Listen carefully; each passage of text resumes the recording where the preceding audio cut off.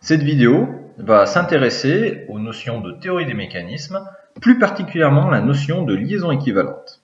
La liaison équivalente d'un système est une liaison cinématique qui va permettre de remplacer un agencement de plusieurs liaisons de différentes pièces. Pour ça, il va falloir que l'on vérifie entre les pièces si elles sont agencées selon une structure série ou une structure parallèle. On va commencer l'étude par la structure série. C'est le cas vraiment le plus simple. Les mobilités des différentes pièces et leurs liaisons vont venir s'additionner les unes aux autres. Par exemple ici, on va étudier le cas où on a deux liaisons pivots perpendiculaires l'une à l'autre. Pour rechercher la liaison équivalente, on va faire quelque chose de classique en mécanique. On va poser un repère, ainsi que les centres de liaison et les dimensions du système. Il faut ensuite repérer le point particulier du système, c'est le point où les axes de rotation, de translation ou les centres de liaison se coupent. Ici, ça sera donc au point B. Je peux écrire donc qu'au point B, la vitesse du bâti 0 par rapport à la pièce bleue 2 est égale à la vitesse de 0 par rapport à 1 plus la vitesse de 1 par rapport à 2. C'est une composition des vecteurs vitesse. Le torseur de la liaison équivalente en B est égal au torseur du pivot A déplacé en B et le torseur du pivot B lui-même écrit en B. Quand les liaisons sont en série, le torseur cinématique de la liaison équivalente est égal à la somme des torseurs cinématiques des différentes liaisons. Il faudra bien sûr déplacer tout ça en un même point, qui est le point particulier qu'on a repéré au début. Écrire un torseur cinématique de liaison, c'est comme écrire un tableau de mobilité. Simplement, à la place des 1 dans les rotations, on marquera des taux de rotation, et à la place des 1 dans les translations, on marquera des vitesses. Tout ceci, taux de rotation et vitesse, sont inconnus. Je les écris donc comme des inconnus. Ensuite, on va déplacer les torseurs en un même temps. On avait repéré qu'il fallait les déplacer les torseurs en B. Pour l'exemple, et voir comment déplacer un torseur cinématique, on va, par exemple, ici, déplacer un torseur en A. Le taux de rotation se comporte comme la résultante en statique, c'est-à-dire qu'on va recopier telle quelle la deuxième colonne. Ensuite, on va écrire le taux de rotation selon son axe, par exemple ici Y, comme si c'était une force. Et je mets dans la direction ω-y. Je regarde dans quel sens ça me fait tourner, autour de quel axe. Ça me fait tourner de x vers y, c'est-à-dire positif, sur l'axe des z. Et je mets le taux de rotation multiplié par le bras de levier. Ça m'écrit donc une vitesse en A sur l'axe y. En réalité, dans l'exercice, il fallait déplacer en B.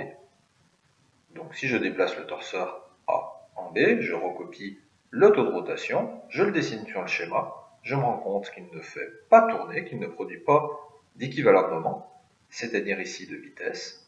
J'ai donc 0 au niveau des colonnes des vitesses. Le torseur équivalent est égal à la somme des torseurs cinématiques des liaisons déplacées en un même point. J'ai donc un torseur équivalent avec deux rotations sur x et y, deux rotations indépendantes, c'est donc une liaison rotule à dos. On va maintenant traiter de cas de structure parallèle. Tout le début va être identique, simplement, ce ne va pas être les torseurs cinématiques que l'on va additionner, mais les torseurs statiques. Effectivement, dans l'exercice qu'on va faire ici, la pièce bleue est liée deux fois. Il y aura donc deux séries d'actions mécaniques sur la pièce bleue. On pose ici un repérage, ainsi qu'on va nommer les centres de liaison, en A une rotule, en B une linéaire annulaire, et une distance entre les deux liaisons.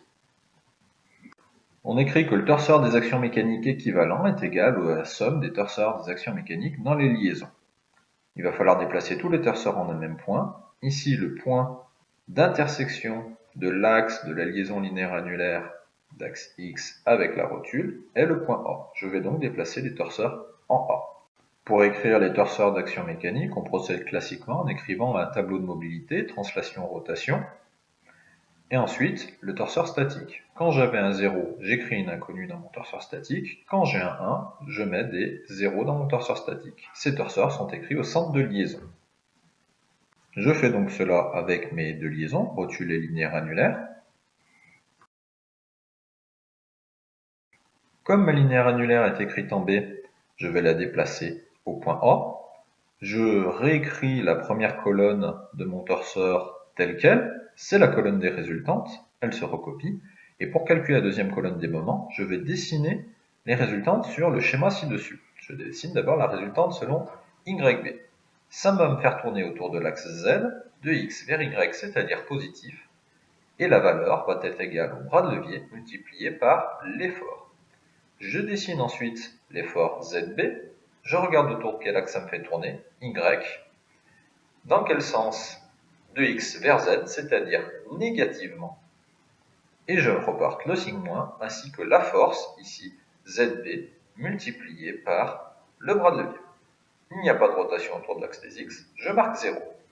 On calcule alors le torseur statique équivalent en faisant la somme des composantes des deux autres torseurs statiques. On trouve un torseur statique équivalent avec 5 composantes non nulles. Pour trouver la liaison, on doit trouver le torseur cinématique équivalent. On écrit donc un torseur complètement inconnu avec ses 6 inconnus. On va ensuite dire que la puissance transmise dans la liaison équivalente est égale à 0. La puissance, c'est le commandement du torseur statique avec le torseur cinématique. On calcule alors le commandement. Le commandement, c'est la multiplication de chacune des composantes de chaque torseur qui se font face, et c'est la somme de tout ça. Je fais xa fois vx, yk plus yb fois vy, etc., etc. Dans cette grande équation, on repère ensuite combien de fois intervient xa tout seul avec le torseur cinématique. Il n'intervient qu'une seule fois. On fait de même pour yk plus yb, etc., etc. On encadre donc les termes. Et on sait que chaque terme ainsi encadré doit être égal à 0. On commence par le premier cadre. Comme xa est potentiellement non nul, ça veut donc dire que vx doit être égal à 0 pour que ce cadre-là soit nul. Même chose pour vy, du coup, qui doit être nul. Même chose pour vz, même chose pour ωy et même chose pour ωz. Ωx, lui, par contre, peut prendre n'importe quelle valeur. Il est complètement inconnu. Ça veut donc dire que dans le torseur cinématique, il ne va rester que du ωx. Ça veut donc dire que la liaison équivalente est une liaison pivot d'axe x passant par le point A. L'utilité de passer par le commandement ainsi que son utilisation n'est peut-être pas très claire. Voici donc un autre exemple un peu particulier. Mettons que l'on arrive sur le système d'équations suivant.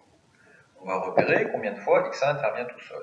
Et j'encadre. Même chose pour z, il n'intervient qu'une seule fois tout seul. Je trouve 0 fois ωx, 0 fois ωy.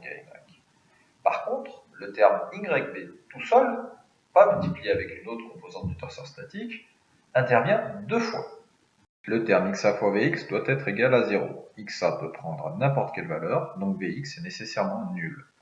Même chose pour vz, tandis que ωx et ωy peuvent prendre n'importe quelle valeur. Effectivement, comme l'action mécanique est égale à 0 en face, je peux tourner sur l'axe des x. Et même chose sur l'axe des y. Je conserve donc ces deux inconnus. On s'intéresse à ce que l'on a encadré en vert. On va dire que la somme de ces deux cadres verts est égale à 0. On peut mettre en facteur commun yb qui peut prendre n'importe quelle valeur. Il faut donc que vy plus l fois ωz soit égal à 0. Je réécris cette équation. Ça me permet donc de déterminer un lien entre vy et ωz. Je n'ai plus qu'à reporter ça dans mon torseur. À la place de vy, je marquerai moins l ωz. Je remarque mes inconnus ωx et ωy, ainsi que ωz. Ce torseur a 4 composantes, une vitesse et 3 rotations indépendantes, et on se rend compte que la composante de vitesse est liée à une rotation. Effectivement, si je tourne sur l'axe des z, j'aurai une vitesse sur l'axe des y. Cette liaison n'est pas une liaison simple cinématique, je ne peux donc pas déterminer de liaison équivalente. En conclusion, on vient de voir une méthode scientifique qui permet de déterminer les liaisons équivalentes entre deux systèmes. Il fallait faire la distinction entre la structure, si elle était montée avec des liaisons en parallèle l'une avec l'autre ou des liaisons en série. On avait vu que le développement mathématique pouvait être quand même un petit peu lourd. Quoi qu'il en soit, il reste aussi assez simple, en parallèle de cette méthode, d'apprendre des agencements de liaison par cœur ou de vous servir de votre bon sens ou de vos mains pour essayer de déterminer les mobilités du système et donc les liaisons équivalentes sans effectuer les déplacements de torseurs.